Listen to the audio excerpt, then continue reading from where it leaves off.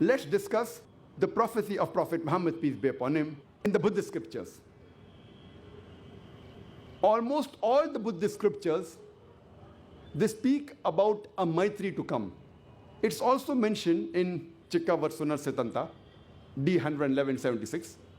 It says that another Buddha will come by the name of Maitri, the Holy One, the Supreme One, the Enlightened One, endowed with wisdom and conduct, auspicious, having knowledge of the universe.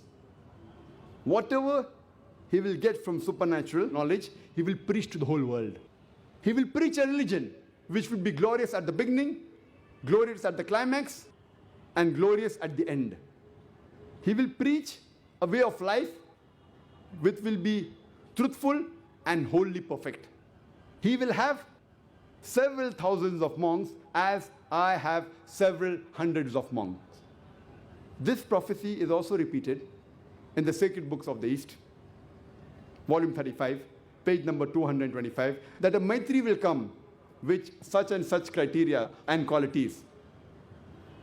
And further it says that he will be a leader of thousands of people, as I am a leader of hundreds of people. It's further mentioned in the Gospel of Buddha, page number 217 and 18, that Ananda, he asks Buddha that, "O Blessed One, after you have gone, who will guide us?" So the Blessed One, Buddha, he replied that, "I am not the first Buddha in this world, neither am I the last. There will be another Buddha who will come, the Holy One, the Supreme One, the Enlightened One, endowed with wisdom and conduct, the auspicious, having knowledge of the universe. He will preach a good religion. He will preach a religion which will be glorious at the beginning, glorious at the climax, and glorious at the end. He will teach a religion which will be based on truth and will be a perfect way of life. And he will have many thousands of disciples, as I have only hundreds of disciples." The Ananda asks Buddha, the Blessed One, "How will we know him?" So Buddha replies, "He will be called as Maitri." Maitri means the merciful, loving, kind, compassionate. One equivalent Arabic word is Rahmah. And Allah says in the Quran, in Surah Anbiya, chapter number 21, verse number 107, وَمَا أَرْسَلْنَاكَ إِلَّا رَحْمَةً لِلْعَالَمِينَ. We have sent thee not but as a mercy to all the world, as a mercy to all the creatures, as a mercy to the whole of humanity. This word Rahmah, mercy, and its derivatives are mentioned in the Quran no less than 409 times. And every chapter of the Quran, except for Surah Tawbah, chapter number 9, begins with the beautiful formula, Bismillah ar-Rahman ar-Rahim, in the name of Allah, most gracious, most merciful. So the Buddhist scriptures, almost all of them, prophesies about the Maitri, that is Muhammad Sallallahu Alaihi Wasallam, to come.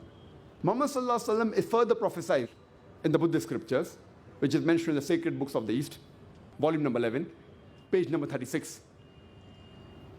Mahaparinibbana Sutta, chapter number 2, verse number 32, it says that as for the Buddha, there are no exoteric or esoteric teachers. And O Ananda, the Tathagatas, that means the teachers, have nothing like a closed fist. We cannot keep the knowledge to ourselves. It should be proclaimed. And we know Muhammad Sallallahu Alaihi Wasallam, whatever he received as a wahi from Allah Subhanahu Wa Ta'ala, he proclaimed to the whole of humanity. And he told his disciples that never keep it away from humankind. Proclaim it and spread it. That's what's mentioned in the prophecy. There's nothing like esoteric or exoteric. Everything should be told to the humankind. It's further mentioned in the Buddhist scriptures, in the sacred books of the East, volume number 11, page number 97, Mahaparinibbana Sutta, chapter number 5, verse number 36. It says that as Buddha had a servitor by the name of Ananda, so shall the Maitri have a servitor. And we know from history, from the seerah of Muhammad Sallallahu Alaihi Wasallam, that the servitor of Muhammad Sallallahu Alaihi Wasallam was Anas. May Allah be pleased with him. Radhiyallahu anhu. who was the son of Malik, may Allah be pleased with him. And Hazrat Anas, may Allah be pleased with him, he says that my parents gave me to the Prophet at the age of 8. And his mother told the Prophet, O Messenger of Allah, take this to be your servant.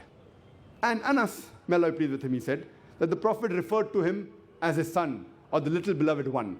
And we know Hazrat Anas, may Allah be pleased with him, he always stood by the Prophet in times of peace and in times of war, in times of safety, in times of danger. He can very well be compared to Ananda. We know when the mad elephant rushes at Buddha, Ananda stood by Buddha.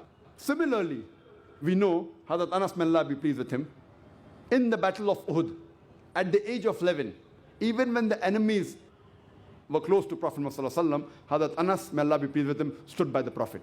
Even in the battle of Hunain, at the age of 16, when the enemies who were archers surrounded the Prophet, yet Hazrat Anas, may Allah be pleased with him, he stood by the Prophet. He can very well be compared like Ananda when the mad elephant rushes at Buddha and Ananda stays by Buddha. So this is the fulfillment of the prophecy that the Maitri will have a servitor. It is further mentioned in the Gospel of Buddha, page number 214, that this Maitri to come, this other Buddha to come, will have 6 qualities.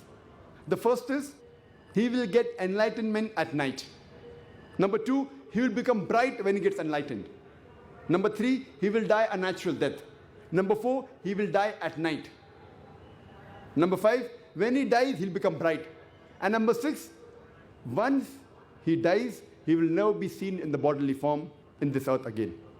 These 6 qualities and criteria befit no one but the last and final messenger, Prophet Muhammad. We know that Muhammad, the first wahi he got was at night time. As I mentioned earlier, the Quran says in Surah Dukhan, chapter 44, verse number 2 and 3, and Surah Qadr, chapter 97, verse number 1, that the Quran was revealed in the night of power. It further says, he will be lit up. And we know Muhammad had become bright. He was enlightened. It further says, he will die a natural death. And we know Muhammad had a natural death. Point number 4, he will die at night. And we know from the hadith of Hazrat Aisha, may Allah be pleased with her, that she did not have oil in the lamp. So she borrowed the oil from the neighbor, indicating it was night when Prophet Muhammad died. It further says that he will become bright at the time of death.